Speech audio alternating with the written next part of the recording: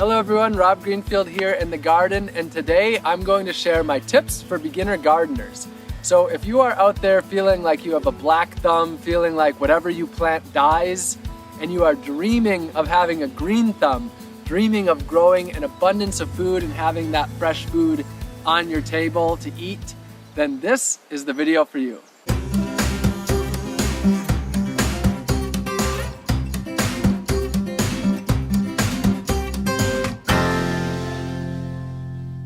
I actually feel like I'm in a really good position to be able to share these tips with you, and the reason why is it's not that long ago that I was a complete rookie gardener myself.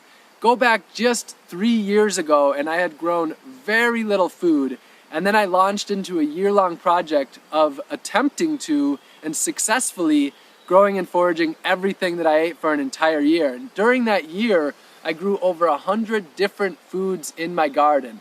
So I quickly went from a beginner who had grown very little to a pretty experienced gardener who has spent hundreds of hours in my garden and other people's gardens, both in the United States and in other parts of the world.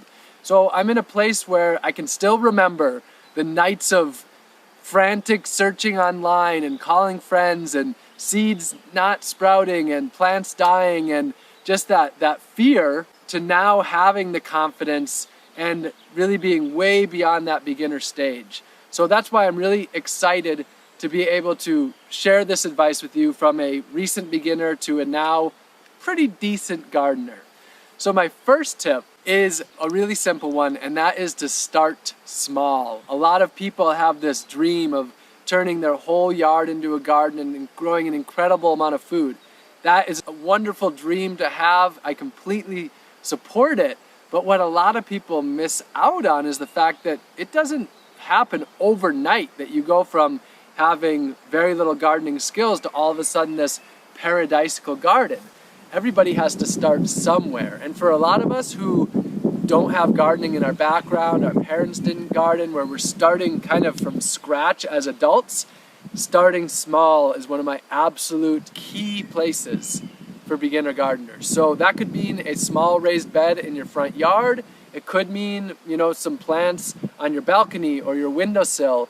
Don't put yourself down for any amount of food that you grow. Any amount of food you grow is a really positive step forward. So start small, and each season you can add on more and more and more. And this will also build your confidence one step at a time.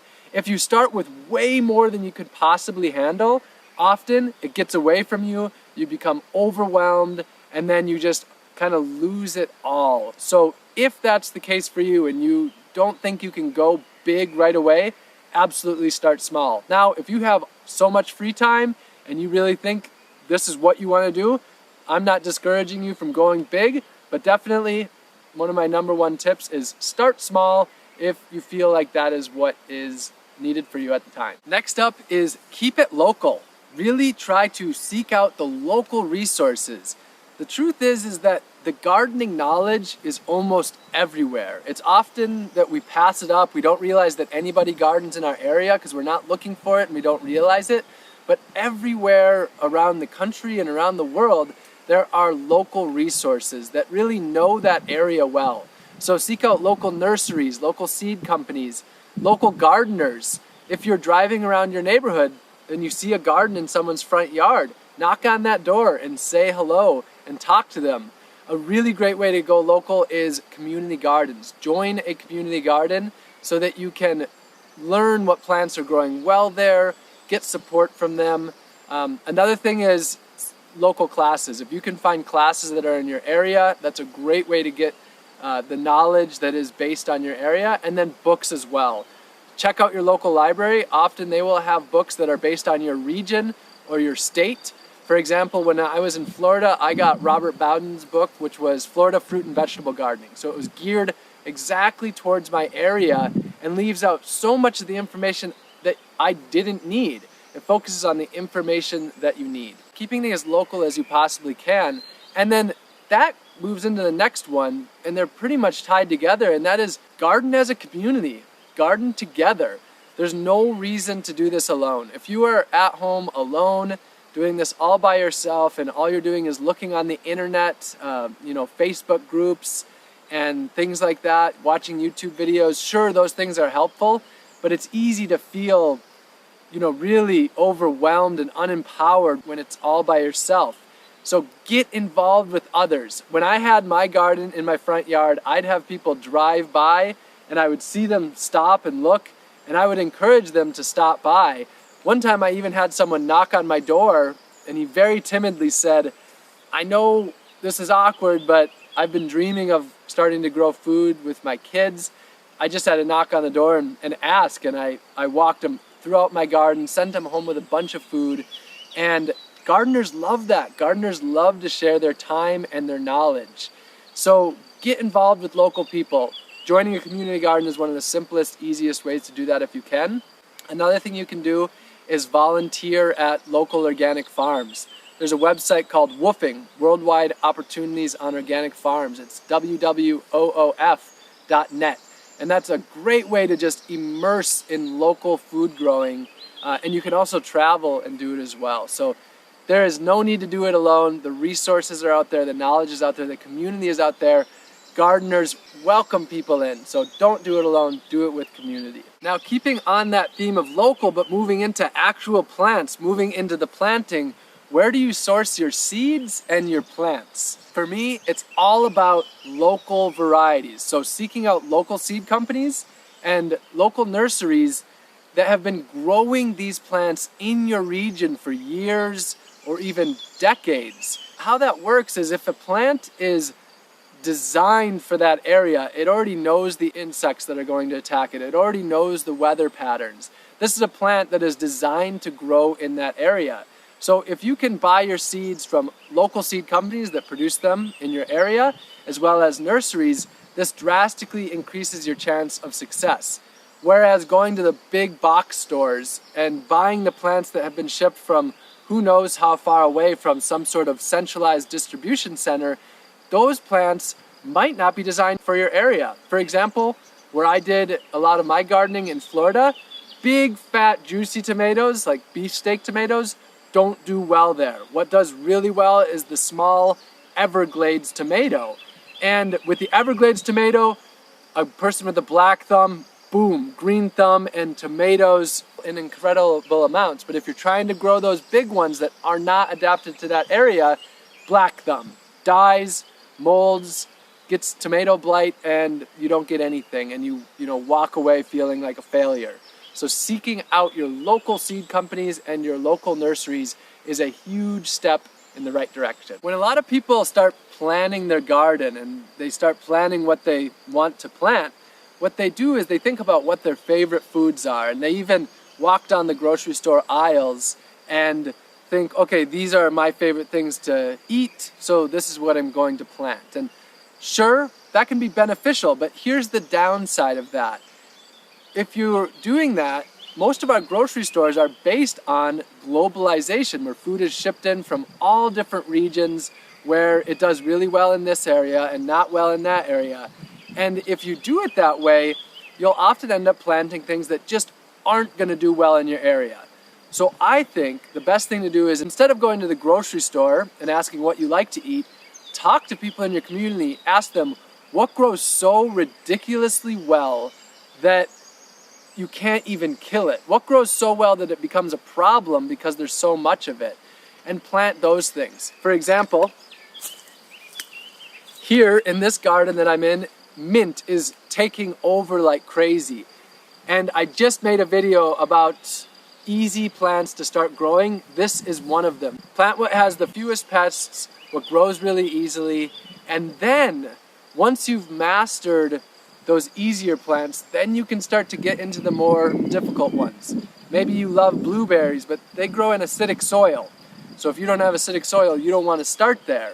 But once you get more experience, then you can work with changing the pH of your soil. That's a little bit more advanced gardening. So again, with the grocery store, we've become disconnected with the seasons, being able to get most things at any time throughout the year. But one of the absolute most important things is to plant the right things at the right time.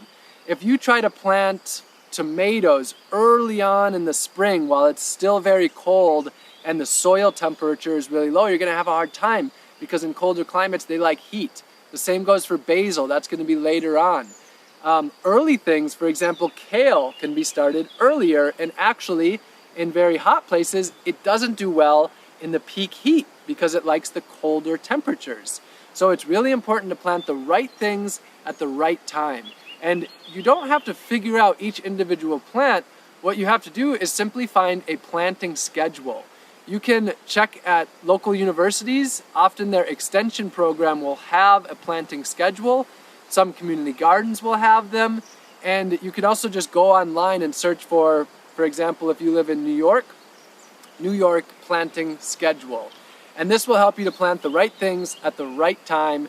And by doing that, ensure the success of those plants. As far as the details, like how far apart do you plant each different thing, like tomatoes or kale or arugula, and how deep do you plant the seeds, and should you transplant, as in starting from pots in a greenhouse or in your house, or direct sow the seeds into the ground?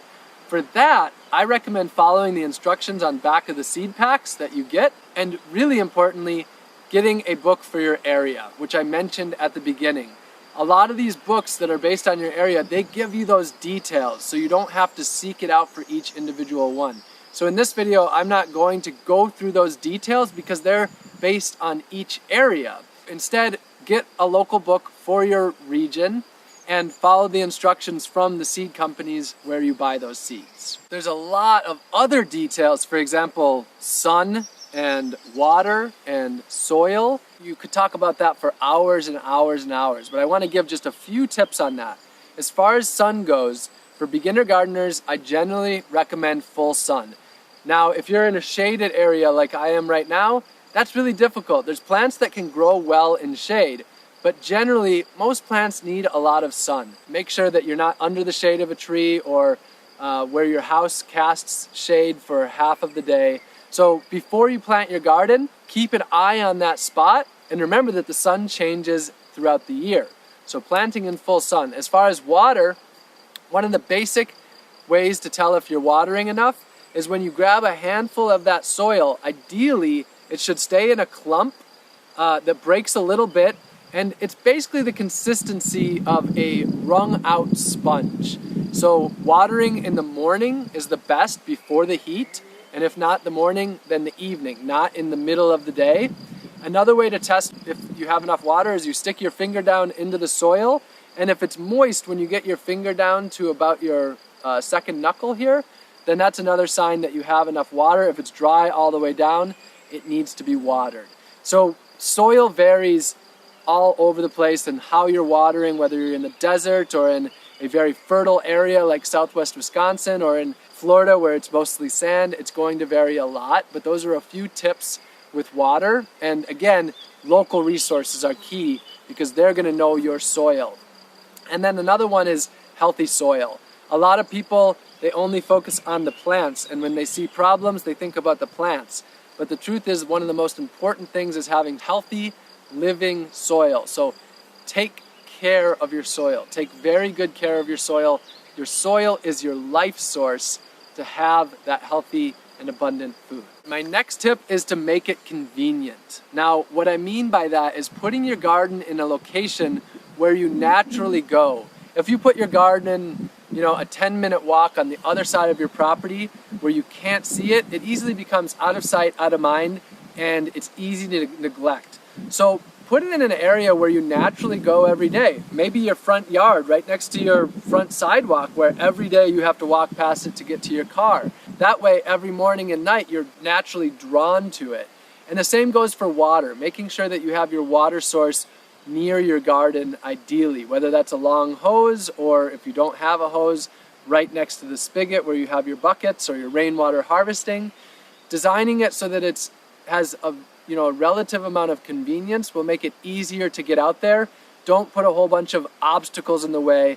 And this is really important when you are getting started and you're not used to it and you don't have a habit of getting into the garden and you have a habit of just going to the grocery store, it's easy to neglect it if it's out of sight, out of mind. So design it to be relatively convenient. When you're just getting started and you have an incredible amount of information out there and it's really hard to choose which is the right information, it's easy to be infiltrated by chemical mindsets. The idea that you need to spray things, that every insect should die, that the soil needs these massive amount of fertilizers. But my tip is, don't fall into the chemical mindset. In my year of growing and foraging all of my food, where I grew over 100 different foods, I never used a single pesticide, not even organic ones.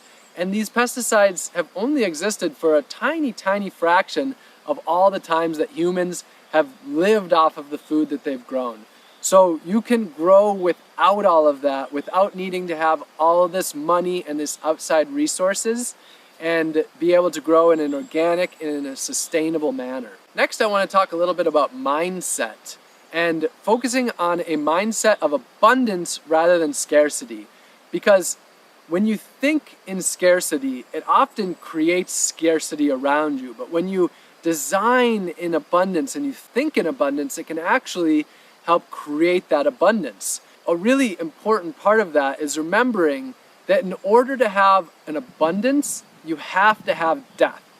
Death is a part of the gardening experience. So don't be afraid to kill plants. In fact, when you kill plants, think of that as part of your lessons, part of your learning to becoming a successful gardening. And in that way, it's not a failure, it's a part of the success. But even more importantly, remember, plants die. It's not like, especially annual plants like carrots and kale and collards and broccoli. All of these only live for a period of time. They have to be harvested and then they die. Don't think of death as a failure. Think about it as a part of the cycle of the gardening. Another thing that I mentioned just now, I mentioned annuals. Annuals are plants that basically you plant every single year and you harvest and you have to replant every year.